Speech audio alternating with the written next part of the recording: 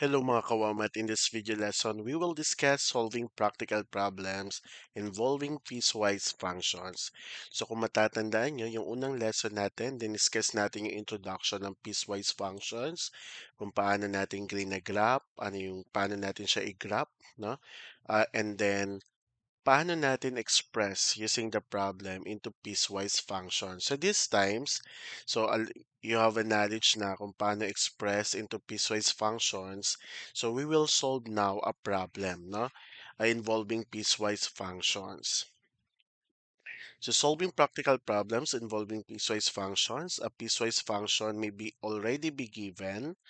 To solve a practical problem, students should. Okay, so first, you can identify the given input value.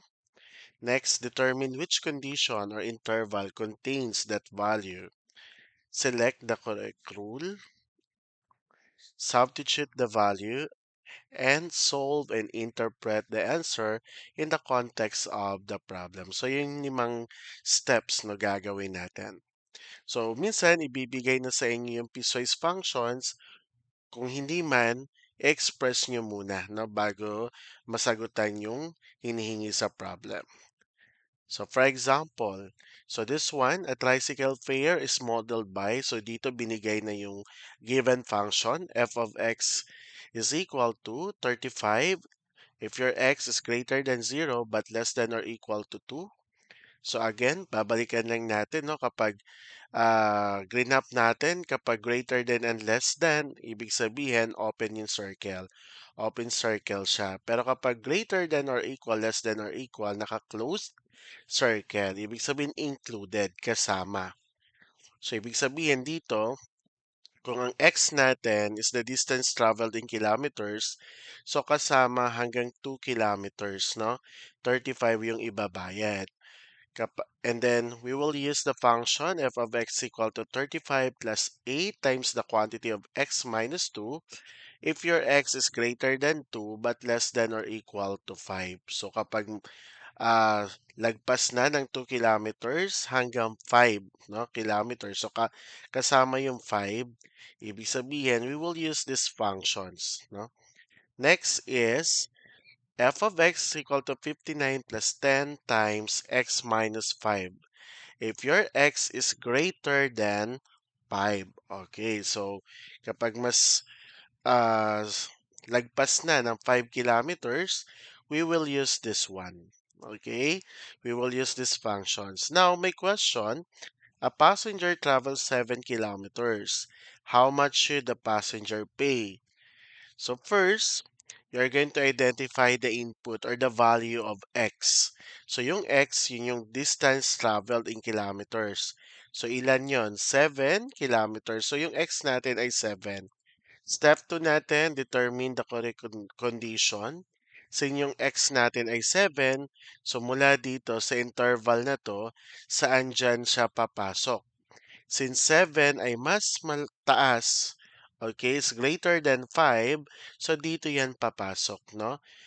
Kasi yung 7 again, x is equal to 7 at yan ay mataas sa 5, so dito sa interval na to papasok. So we use 59 plus 10 times x minus 5. Then step number 3, we will substitute now. So given this function, so we will substitute the value of x, which is 7. So 59 plus 10 times, so papalitan natin yung x ng 7 minus 5, so that is 2 times 10, 20 plus 59, 79 pesos. So ibig sabihin, sa 7 kilometers no, na travels nung pasahero, that is 79 pesos yung ibabayad niya. Next, a parking area charged according to P of x is equal to 50 if your x is greater than 0 but less than or equal to 3. So yung x natin is yung number of hours parked. P of x is equal to 50 plus 20 times x minus 3 if your x is greater than 3 but less than or equal to 6. P of x is equal to 110 plus 30 times x minus 6. So if your x is greater than 6. So a teacher parks from 8 a.m. until 3 p.m. So ilang oras yon? Ilan? So, 9, 10, 11, 12, 1, 2, 3. So, 7. 7 ba? So, magkano ang babayaran niya? So, we will identify first. So, 7 hours. So, sa 7 hours, we'll identify saan siya papasok. Dito sa pangatlo. Since yung 7 ay mas mataas sa 6 at lahat ng greater than 6, ito ang gagamitin natin. P of x is equal to 110 plus 30 times x minus 6. Step number 3, you're going to substitute. So, 110 plus 30 times. So, papalitan natin yung x ng 7. 7 minus 6 is 1 times 30, 30. And 30 plus 110 is 140. So, ibig sabihin, the teacher pays 140 pesos. Next, the total photocopying cost, it's modeled by C of x is equal to 3x, where x is greater than or equal to 1, but less than 50. And C of x is equal to 130 if your x is equal to 50. And C of x is equal to 130 plus 2 times x minus 50 if your x is greater than 50. So where x is the number of pages. So students need 68 pages photocopied. So find the total cost. So we all know that our x is greater than sa 50. So ito ang gagamitin natin. So C of x is equal to 130 plus 2 times the quantity of x minus 50. And then substitute lang natin. So 130 plus 2. So yung x papalitan natin ng 68 minus 50 is 18. 18 times 2 is 36. Plus 130, plus 130, that is 166 pesos. So the student will pay 166 pesos. So a mobile data plans follows d of x is equal to 299 if your x is greater than 0 but less than or equal to 5. So yung x is the data usage in gigabytes. So d of x is equal to 299 plus 40 times x minus 5 kapag ang na-consume mo ay greater than 5 but less than or equal to 10 gigabytes. And then d of x is equal to 499 plus 60 times x minus 10 if your x is greater than. Okay, so greater than 10. So a student consumed 13 gigabyte in 1 month. So, determine the total charge. So, ito yun, no? 13 ay mas mataas sa 10. So, we will use 499 plus 60 times x minus 10. So, we will substitute. Okay, our x here is 13. So, 499 plus 60. 13 minus 10 is 3. And 3 times 6 is 180. 180 plus 499 is 679 pesos. Another example, the total cost of customized shirts is modeled by C of x is equal to 250x if x is greater than or equal to 1 but less than 20. So, ibig sabihin, kapag ang binili mong t-shirt ay isa lang or nasa pagitan ng isa hanggang 19. So, 20 is not included, no? So, hanggang 19.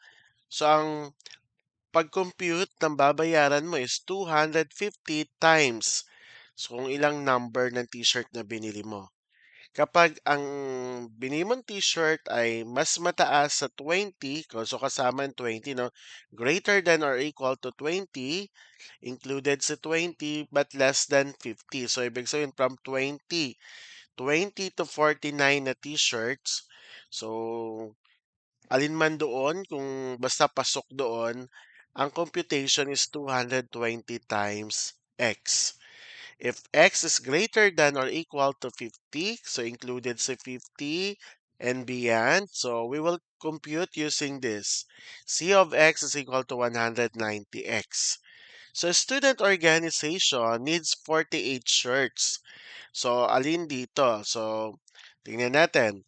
So, how much will 48 shirts cost? And would ordering 50 shirts actually cost more or less? Okay, so ang kailangan nila ay 48 shirts. So tingnan muna natin. So sa 48 shirts, so dito natin siya, ito yung gagamitin natin. Okay, so C of x is equal to 220x. So substitute natin yung 48, 220 times 48. The answer is 10,560. But if we're going to consider, no, tingnan natin kapag ang kinuha nila ay 50 shirts. Okay, kung makamura ba sila? 50 is greater than or equal to 50. So ito yung gagamitin natin. So C of x is equal to 190x. So papalitan si x ng 50. So 190 times 50 is 9,500. So kapag kinumpara natin, ang difference nung cost of 48 shirts and cost of 50 shirts ay 1,060.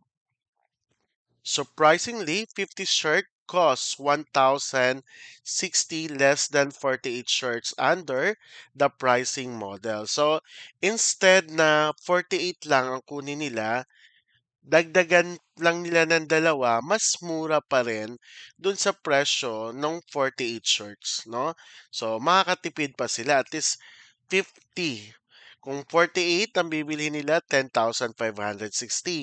Pero kung 50 ang bibili nila, nakatipid pa sila ng 1,060 and then mas maraming t-shirt yung nabili nila. Kasi 9,500 lang yung babayaran.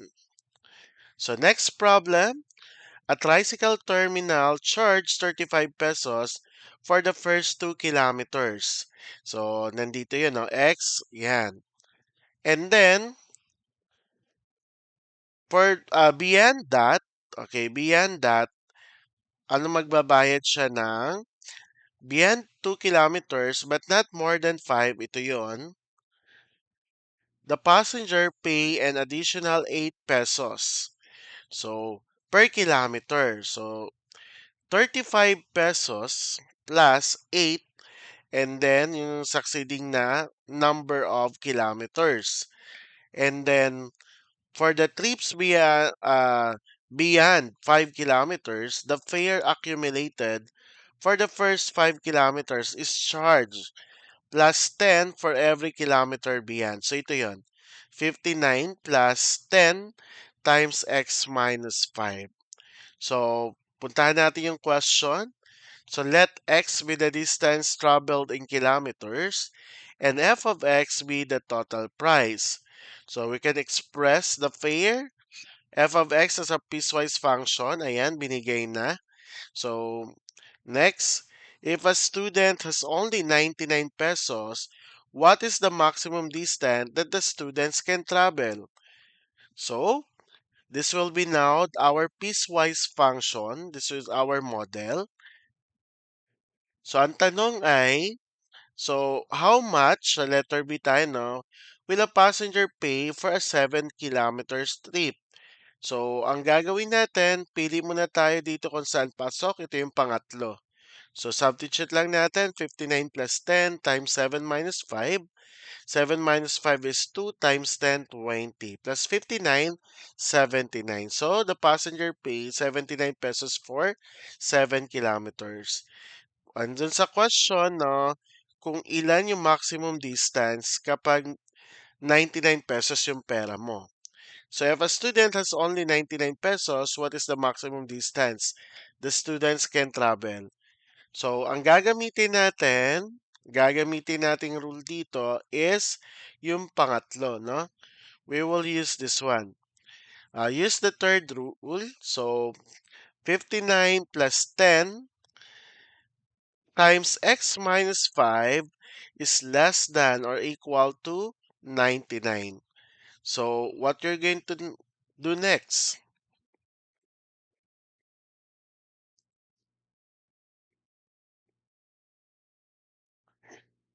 Uh, yes. So, lipat lang natin tong 59 dun sa kabila. So, magma-minus tayo. So, 99 minus 59, kaya naging 40 na lang.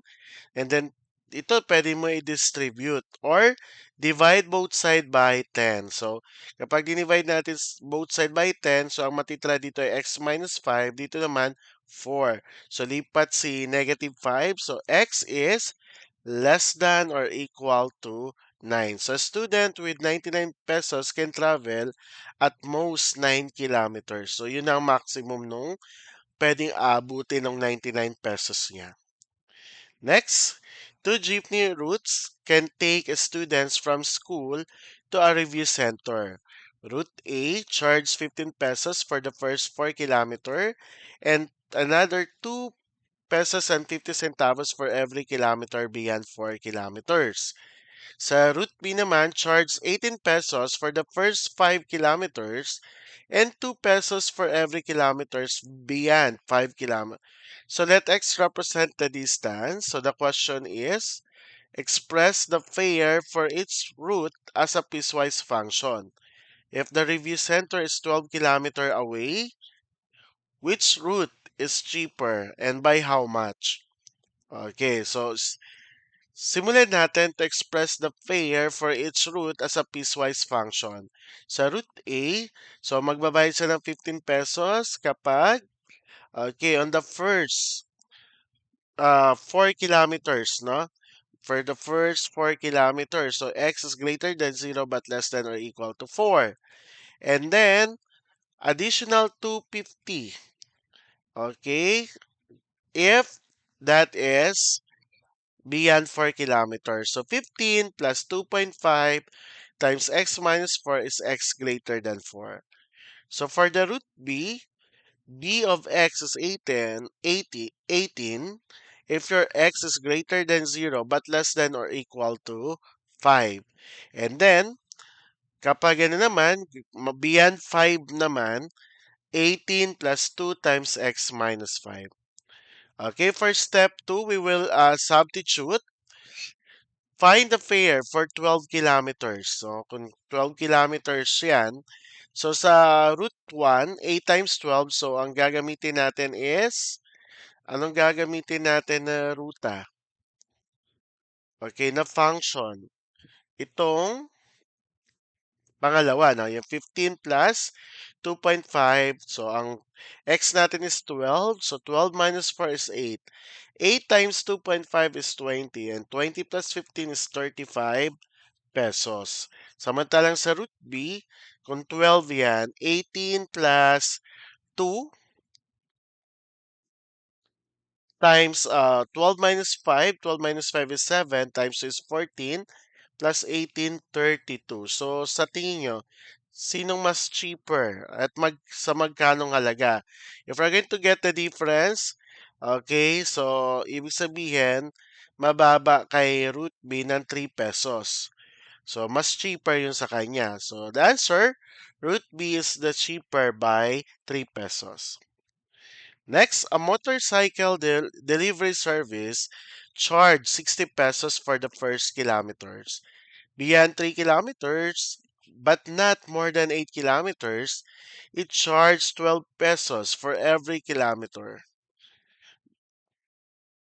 Beyond 3 kilometers. So beyond 8 kilometers, the accumulated charge for the first 8 kilometers apply plus 15 per kilometers beyond 8 kilometers. Let x represent the distance traveled in kilometers. So the question, construct the piecewise function d of x.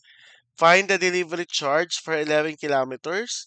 A customer has 180 pesos. What is the farthest delivery distance possible? Okay, first, we will construct the piecewise function. So, una, ang motorcycle daw ay makapag-charge ng 60 pesos, ito yon on the first 3 kilometers. So, tama, no? Hindi, of course, hindi tayo greater than and equals dito sa 0, ha?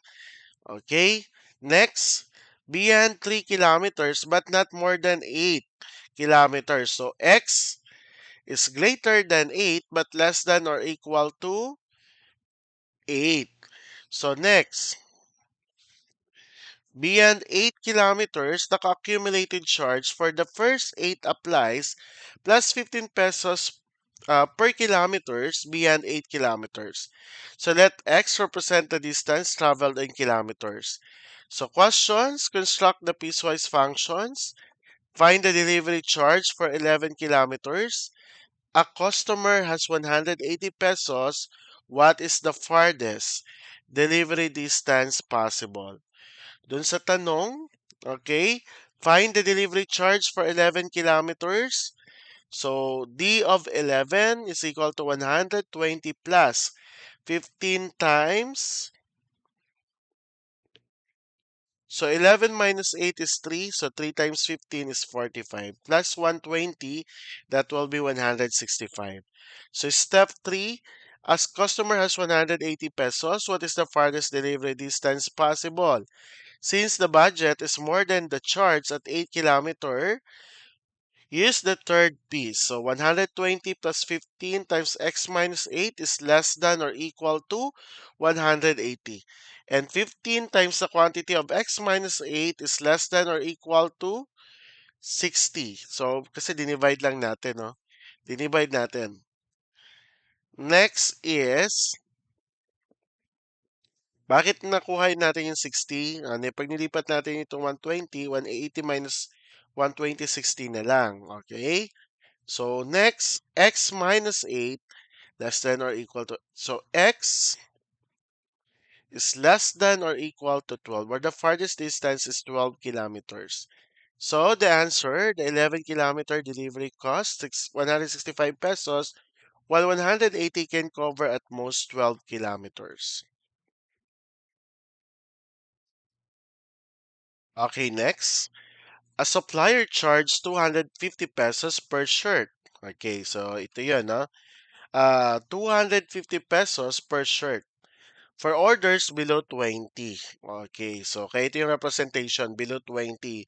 So your x is greater than or equal to 1 but less than 20. So 220 pesos per shirt for orders from 20 to 49. So, ito yun, no? X is greater than or equal to 20 but less than or equal to, less than 50. And then, 190 pesos per shirt for orders of 50 shirts or more. So, let X be the number of shirt ordered. So, ito yun, 190X, and X is greater than or equal to 50. Kasi nakalagay dito, 50 shirts or more. Express the total cost, C of X, as a piecewise function. How much will 48 shirts cost? Compare the cost of 48 shirts with 50 shirts. Which order is financially better? Okay, for step 2, how much will 48 shirts cost? Kasi meron sila dito na. Okay, yan. Ang letter B. So, substitute lang natin saan papasok si 48. Nandito, yung pangalawa, nasa pagitan, yung 20 to 49. So, yan ang gagamitin natin. So, 220 times 48, so 10,560. Compare the cost of 48 shirts with 50 shirts. Just order financially better. For cost of 48 shirts, so 220 times 48, the answer is 10,560. But this time, yung cost of 50 shirts, okay, C of 50, 190 times 50, that's 9,500. So the answer is 9,500. So kung magkano masisave nyo, 10,560 minus 9,500, the answer is 1,060. Okay, so ordering 50 shirts is 1,060 cheaper than ordering 48 shirts. Next, a supplier sells bottled water at 18 pesos, each of fewer than 30 bottles, and 15 pesos each for 30 to 59 bottles. Another 12 pesos for each 60 bottles to and 60 or more. Okay, 60 bottles or 60 or more. So a class needs at least 55 bottles for a school program. Let X be the number of bottles ordered. So questions A, express the purchase cost P of X as a piecewise functions. Find the cost of 55 bottles. Determine the cost of 60 bottles. Which purchase is more practical? So step number one, we can express the purchase cost, P of X, as a piecewise function. So yung una, yung fewer than 30 battles, that will be X is greater than equal 1, but less than 30. Next, 30 to 59 battles, so X is greater than or equal to 30 but less than 60. And 60 battles or more, that is X greater than or equal to 60. So this will be our final functions, piecewise function. P of X is equal to 18X as X is greater than or equal to 1 but less than 30. 15X if that is 30. So kapag di na, again, P of x 8 is equal to 18x if your x is greater than or equal to 1 but less than 30. P of x is equal to 15x if your x is greater than or equal to 30 but less than 60. And P of x is equal to 12x if your x is greater than or equal to 60. So since we're going to locate, no? What is the interval na gagamitin natin? Since 55 is the interval, no? Find the cost of 55 battles. So, multiply lang natin. 15 times 55, that is 825 pesos. For step 3, determine the cost of 60 battles. So, 60 is the interval of x is greater than or equal to 60. So, use the third piece. So, 12 times 60, that will be 720. So, if we're going to compare, cost of 55 battles is 825 pesos. And cost of 60 battles is 720 pesos. Difference, okay, the difference, 825 minus 720 is equal to 105. So, tipid ng 105, no? So, the answer, buying 60 battles cost 720 pesos, which is 105, less than the buying 55 battles, while also providing 5 extra battles.